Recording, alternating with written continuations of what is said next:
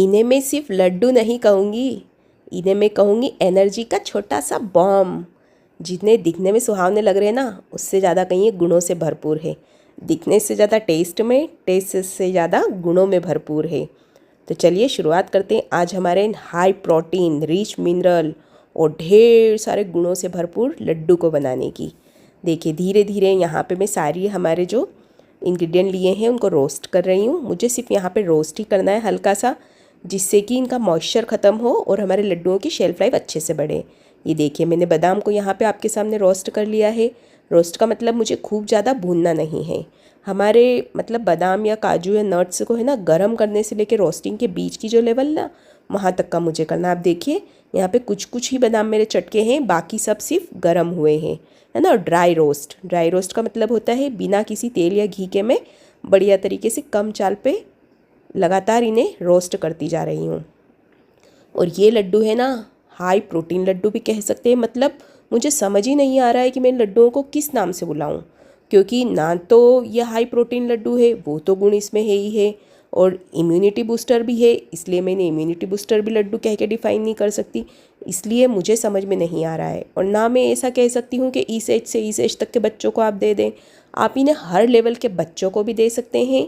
अगर आप वर्किंग में हैं आप भी ले सकते हैं। और अगर आपके घर में इन लॉज़ है ना, तो उन्हें तो आप ये लड्डू ज़रूर खिलाइएगा। चाहे इन लॉज़ हो चाहे अपने मम्मा पापा हो, किसी को भी बना के खिलाइएगा। आप सभी को ये लड्डू बना के खिला सकते हैं, क्योंकि हमने इसमें वो सारे नट्स, वो सारे सीड्स ले लिए हैं। वो देखिए एक 1 बाय 1 हमने यहाँ पे बादाम, काजू, और उसके बाद मैंने ग्रीन वाला मेलन सीड्स को अच्छे से रोस्ट किया है, और ये वाइट मेलन सीड्स से इसी के नाम से आपको मार्केट में मिलते हैं। इन दोनों बीज को मगज का बीज भी कहा जाता है। एक को तरबूज का बीज कहते हैं, एक को खरबूज का बीज कहते हैं।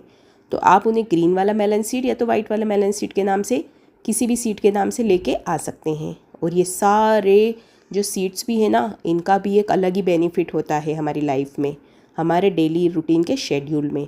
और इन लड्डुओं को मैं ऐसा भी नहीं कहूँगी कि आपको सिर्फ ठंड में ही बना के खाना है। आप इन्हें गर्मी में भी खा सकती हैं, ठंड में भी खा सकते हैं, बारिश में भी खा सकते हैं।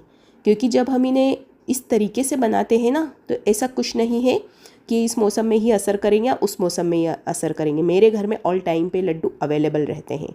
जी हाँ, आप यकीन नहीं मानेंगे, क्योंकि मेरे घर में बढ़ता हुआ बच्चा भी है, मेरे घर में इन लॉज भी है। इसलिए सभी की सेहत को ध्यान रखते हुए सुबह हमें जिस तरीके से हमारे मोबाइल को रिचार्ज करना ध्यान रहता है ना, उसी तरीके से हम हमारी बॉडी को भी रिचार्ज करते हैं। और उस रिचार्ज में ये लड्डू हमारी बड़ी ही हेल्प करते हैं। ये देखिए यहाँ पे मैंने वाइट वाला तिल लिया उसके बाद, और सनफ्लावर सीड्स थे उसके पहले। और यहाँ पे ये हमारे पास है फ्लैक्स सीड्स, जिसे हम अलसी के बीज भी कहते हैं। अलसी के बीज जो है ना, अलसी के बीज में बहुत सारे गुण होते हैं। जैसे ये सबसे पहले तो हमारी उम्र बढ़ती जाती है ना, तो हमारे हार्ट को मजबूती प्रदान करता है, हमारे हार्ट के लिए बहुत ही ज़रूरी है। और यहाँ पे आपने देखा मैंने फ्लैक्स सीड्स को रोस्ट किया, और उसके बाद किया हमारे पिस्ता को। और यहाँ पे हमने चिया सीड्स को गर्म नहीं किया है। चिया सीड्स में ओमेगा 3 भी होता है, और उसमें जो लिक्विड होता है ना, उससे हमारी बोन्स मजबूत होती है। इसलिए मैंने बोला यहाँ पे मैंने हर एज लेवल को ध्यान में रखते हुए यहाँ पे एक ही लड्डू ऐसा बना दिया कि आपको अलग अलग दिमाग लगाने की ज़रूरत नहीं है कि इसे ये दूँ, इसे ये दूँ, इसे ये दूँ। इसमें इतने सारे गुण हैं ना कि हमारे घर के सभी को बराबर मात्रा में सभी चीज़ें मिलेगी। और ये देखिए यहाँ पे मैंने ली है अंजीर।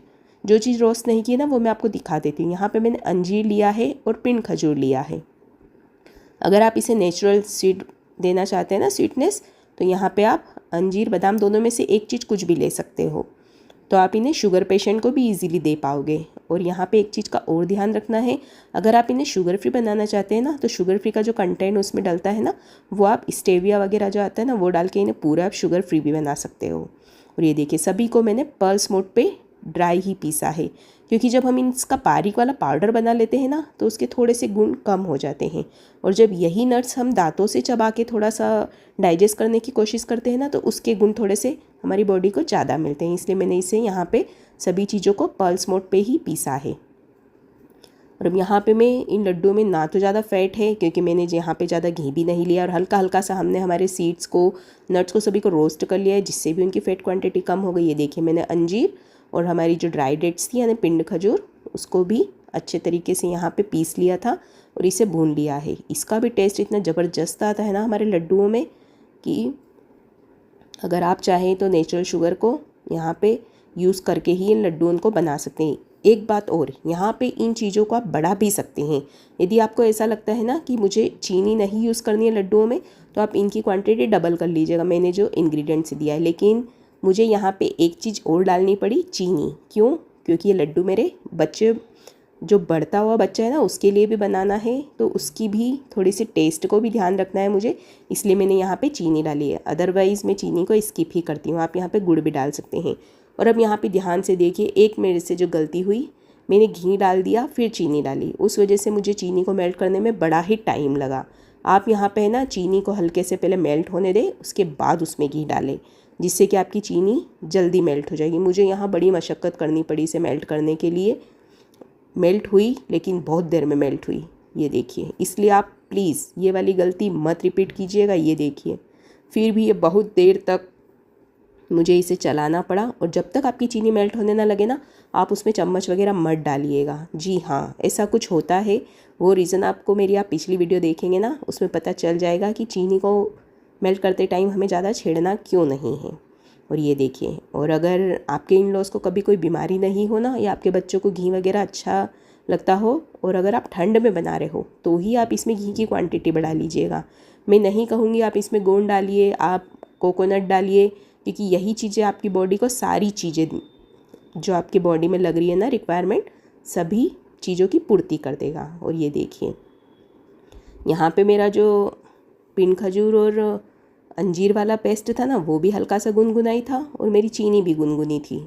और मैं इनको सबको लगातार अच्छे तरीके से मिलाती जाऊंगी। और ये देखिए, सारे कलर भी दिख रहे हैं, सारे नट्स भी दिख रहे हैं, सारे बीज भी दिख रहे हैं। मैं आपको लिटरली कहूँगी कि आप अगर इन्हें इसी तरीके से पल्स मोड पे चर्न करके बनाएंगे ना, तो ही इन लड्डुओं का टेस्ट बढ़िया आएगा। आप इमेजिन कीजिए, मैंने सभी को अच्छा बारीक पाउडर जैसा पेस्ट बना लिया है, तो यहाँ पे वो वाला टेस्ट आपको बिल्कुल नहीं मिलेगा जो कि आपको लेना चाहिए, और जिसका ज़्यादा आपको, ज़्यादा नहीं 1000% इसके फ़ायदे ज़्यादा बढ़ जाते हैं। ये देखिए, थोड़ा दबाते दबाते मैं इन लड्डुओं को बनाती जा रही हूँ। और अब यकीन नहीं मानेंगे, 2 से 3 महीने तो लड्डू आपके आराम से चलेंगे, आराम से। और ये देखिए, आपके सामने मैंने जो बैटर लिया था ना, उससे मैं मतलब बताना भूल गई आपको वेट, लेकिन यहाँ पे 1 से 1.5 किलो के आसपास लड्डू आराम से बन गए थे। और ये देखिए, इनकी शाइनिंग देखिए, इनकी रिचनेस देखिए। और ऐसी इंटरेस्टिंग रेसिपी के लिए चेरी किचन को फॉलो कीजिए, लाइक कीजिए, और सब्सक्राइब करना तो बिल्कुल मत भूलिएगा। और प्यारी प्यारी कमेंट, जिनका मैं हर बार वेट करती हूँ।